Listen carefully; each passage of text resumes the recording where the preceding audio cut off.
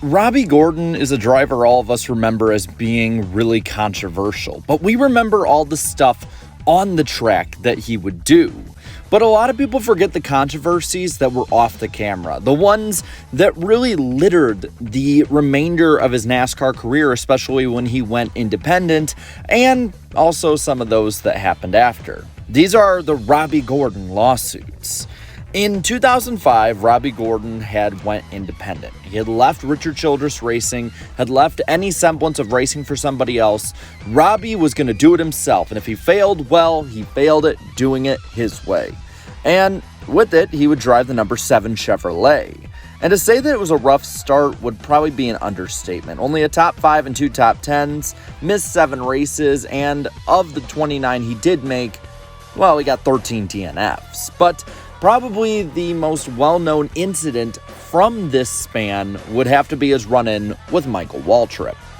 Now, year 2 was a bit better, a top 5 and 3 top 10s and only 9 DNFs, finishing the top 30 in points. And the next year, he had 6 less DNFs and was 4 spots higher in the standings, while missing 1 race due to the suspension that, well, a lot of people like to talk about. And at this point, it seemed like the team was finally getting a footing. It wasn't going to be a chase contender. It wasn't even going to probably be a top 20 team anytime soon. But it was a solid team that was in the middle 20s to the back half of the 20s and was solidly in the top 35 in owners' points. It could make every race. And it seemed solid in sponsorship as well with Jim Beam and Menards and also Fruit of the Loom. So it seemed like this team was at least on the up and up. Around this time, though, was when a trend emerged: mergers. A lot of smaller teams were merging together in order to survive because of, honestly, 3 main factors. Number 1 was having a new car. The COT was going to cost money to get, and these smaller teams weren't as easily getting it accessible to them. Also, NASCAR was starting to struggle. The money was starting to go away as the popularity started to dip a little bit. And the economic bubble was bubbling up for sure. So this was something that every small to mid-range team would have to deal with. Enter in the 2008 season, when in January of that year, he would announce that he agreed to sell his team to Gillett-Evernham Motorsports for about $23.5 million. This would give Robby a 4-year deal through 2011 to drive for the team and also a spot on the board of directors. And he would be partnered up with basically the 9 and 19 teams and the 10 team as a 4-car operation under the Dodge banner. So in that season of 08, he would switch to Dodge, and everything seemed to be pretty good. He'd take a step back, as switching manufacturers like that would do that, and it was a calculated risk. To drive under the Evernham banner, which has been, since 2001, a fringe top 10 team almost every single year, was something that Gordon couldn't pass up, plus he still would have that ownership stake in the company. And in this, Gillett-Evernham Motorsports would gain all the equipment and assets of the team, so they would all gain in theory. But part of this deal as well was an exclusivity clause that said that he could not work to merge with other teams or set anything up even if the deal went through. Well, with the 2008 season starting, Gordon would struggle, hover around sometimes under the 30th place in the standings, and Gillett-Evernham struggled too, with Kasey Kahne, while winning, still also having issues being in the chase. Robby would ask out of the deal in exchange for an engine deal between the teams in May, and by Watkins Glen with the engine deal, he was publicly saying that they were screwing him over, giving him worse engines, and that's why his team was doing worse. So, on August 25th, 2008, Gillett-Evernham filed a lawsuit against Gordon in the North Carolina Supreme Court, claiming that he had violated the terms of agreement to sell his team. And about another month later from that, Gordon would then countersue his former financial advisors that attempted to facilitate the deal, saying that the group McLaren Capital Advisors wanted Gordon to pay over $1 million for the failed deal. Gordon claimed that McLaren had lied about the sale and didn't have the right licenses to even complete the deal. McLaren also withheld documents, information, and did not cooperate, and it basically nuked it from the very beginning, showing that they knew it wasn't going to work and they just sort of sat on it. And because of these findings with this, Gillette did drop the lawsuit with Gordon when it came to light. Gordon saying of Gillett-Evernham that in the end it was circumstances beyond their control that caused the merger not to proceed. Ultimately, the lawsuit against McLaren would continue on and be settled elsewhere. Robby Gordon, though, would not be out of the limelight when it came to having legal issues.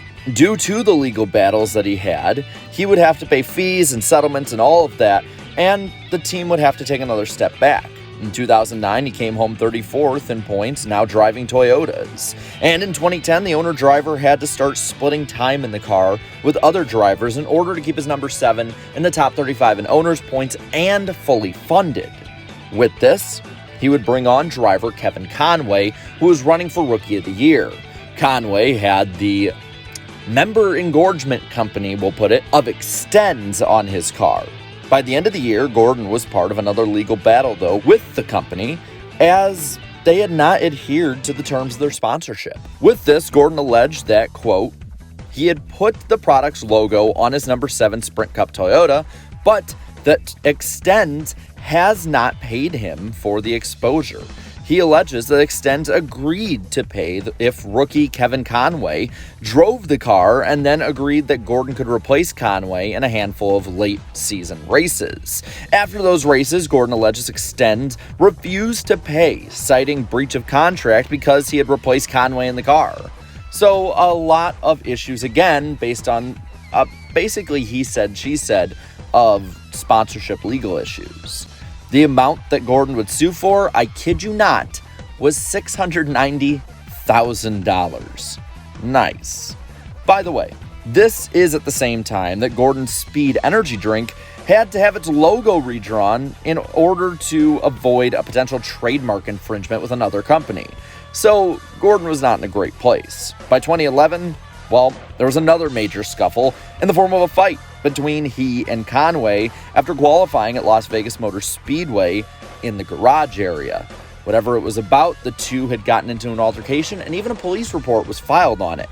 NASCAR, in response, would then put Robby on indefinite probation. All of these took a massive toll on Gordon and his team. Plus, it was getting to the point that he was in so many lawsuits, many had joked that he'd sue Gravity for holding him down.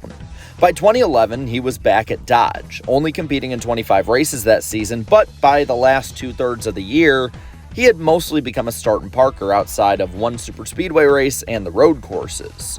In 2012, he'd attempt 6 races, making 3 and not finishing a single one. And with the new Gen 6 car in 2013 coming, and being at the end of the road, both Robby Gordon's team and driving career would come to an end, as there was just no way the team would be able to buy brand new race cars like that.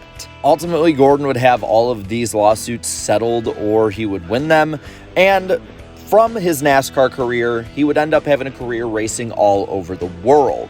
Nowadays, Gordon has also been in hot water for his Speed UTV company, which had also had an alliance with Arctic Cat, trying to make a UTV that could be sold. In 2017, the prototype for it was stolen, and while estimated delivery was by 2020, in February 2022, the update had been given out that nothing had been produced from it. But all of the deposits into the company given to Robby were non-refundable. Many accused Gordon of using this to fund his racing career instead, and had started calling him the con man. Though it seems as if it might have been more of a supply chain issue in 2020, and by 2023, Gordon's Speed RMG won a $47 million verdict over Arctic Cat over the lack of production. But with all of that, those are at least the ones I could find of the Robby Gordon lawsuits. Now I want to pass this on to you and ask, what are your favorite Robby Gordon moments? On and off the track, he was amazing, crazy, anything you want to give him as a label, but I want to know what your favorite was. So let me know down in the comments below.